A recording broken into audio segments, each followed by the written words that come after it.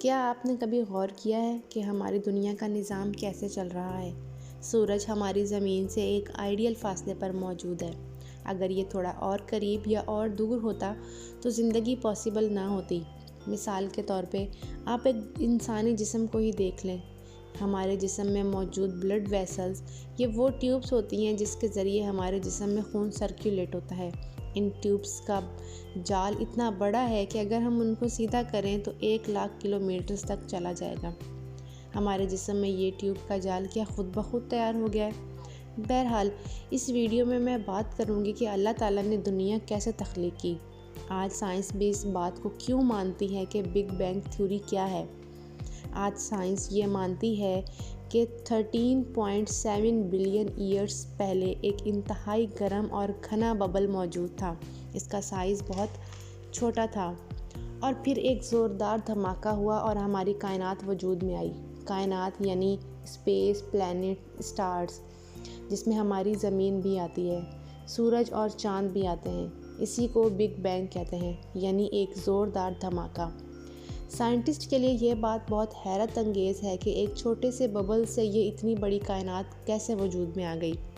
Science یہ بھی مانتی ہے کہ تب سے ہماری کائنات ایکسپینڈ کر رہی ہے، یعنی پھیلتی جا رہی ہے۔ اس کا مطلب یہ ہے کہ کائنات میں موجود گلیکسیز ایک دوسرے سے تیزی سے دور جا رہی ہیں۔ ہماری کائنات کا کوئی سینٹر نہیں ہے، ہر چیز بس ایک دوسرے سے دور جاتی جا رہی ہے۔ لیکن سائنٹسٹ کو کائنات کے رازوں کے بارے میں کیسے پتہ چلا؟ یہ وہ وقت تھا 1920s کا۔ اس وقت سائنٹسٹ کو لگتا تھا کہ ہماری کائنات بس ایک جگہ رکی ہوئی ہے، لیکن پھر دو سائنٹسٹ، ایک کا نام جارج لیمیٹرے اور دوسرا الیگزینڈر فریڈمین، انہوں نے تھیوری پیش کی۔ ان دونوں نے آئنسٹائن کی تھیوری آف ریلیٹیوٹی کو ذہن میں رکھ کر یہ بات کہی کہ ہماری کائنات مسلسل ایکسپینڈ کر رہی ہے، لیکن ان دونوں کے پاس کوئی خاص ثبوت موجود نہیں تھا۔ لیکن پھر 1920s میں ہی ایک ایسٹرونامر ہوتا تھا، اس کا نام تھا ایڈون ہبل۔ اس کے پاس اس وقت دنیا کا سب سے بڑا ٹیلیسکوپ موجود تھا۔ ایڈون ہبل نے آبزرو کیا کہ گلیکسیز رکی ہوئی نہیں ہیں بلکہ حیران کن اسپیڈ سے موو کر رہی ہیں۔ اسے ہبلز لا بھی کہتے ہیں۔ اس کا مطلب کوئی ایک سنگل پوائنٹ تھا جس سے یہ کائنات پھیلنا شروع ہوئی، اور یہی بگ بینگ تھیوری سامنے آئی۔ 1964 میں بگ بینگ تھیوری کا ایک اور ثبوت سامنے آیا جب امریکہ میں ایک فزسسٹ تھا ارنو پینریاس اور ایسٹرونامر رابرٹ ولسو۔ انہوں نے دریافت کیا کہ خلا میں عجیب قسم کی انرجی پھیلی ہوئی ہے، جیسے کبھی ایک دھماکہ ہوا جس کے اثرات آج بھی موجود ہیں۔ بہرحال یہ تو ہو گئی سائنس کی بات۔ اب بات کرتے ہیں کہ قرآن اس بارے میں کیا کہتا ہے۔ السما بنیناہا بِأَیْدٍ، اور دیکھو یہ آسمان ہم نے بنایا اپنے ہاتھوں سے۔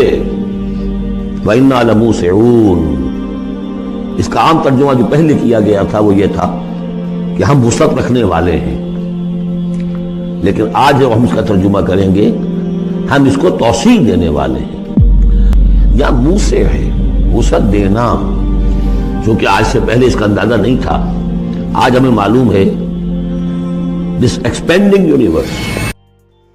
اس کے علاوہ بہت سارے اسکالرس یہ بھی مانتے ہیں کہ اللہ تعالیٰ نے قرآن پاک میں بگ بینگ کا ذکر کیا ہے کہ آسمان اور زمین پہلے ایک تھے اور پھر کائنات وجود میں آئی۔ كفروا أن السماوات والأرض كانتا رتقا ففتقناهما وجعلنا من الماء كل شيء حي أفلا يؤمنون۔ کیا کافروں نے نہیں دیکھا کہ آسمان اور زمین دونوں ملے ہوئے تھے تو ہم نے جدا جدا کر دیا، اور تمام جاندار چیزیں ہم نے پانی سے بنائی، پھر یہ لوگ ایمان کیوں نہیں لاتے؟ اب بہت سے اسکالرس کو اس بات پہ اختلاف ہے کہ کیا واقعی اللہ نے ہمیں بگ بینگ کی نشانی دی ہے یا نہیں۔ دراصل ہمیں یہاں سمجھنا ہوگا کہ قرآن پاک سائنس کی کتاب نہیں ہے بلکہ نشانیوں کی کتاب ہے۔ ہو سکتا ہے کہ اس جگہ بھی اللہ نے ہمیں بگ بینگ کی نشانی دی ہو۔ بہرحال ہماری کائنات میں ایسے راز چھپے ہیں جن کے متعلق سائنس اندازہ بھی نہیں لگا سکتی۔ ہر چیز کی اصل حقیقت اس دنیا کو تخلیق کرنے والا ہمارا رب اللہ تعالیٰ ہی جانتا ہے۔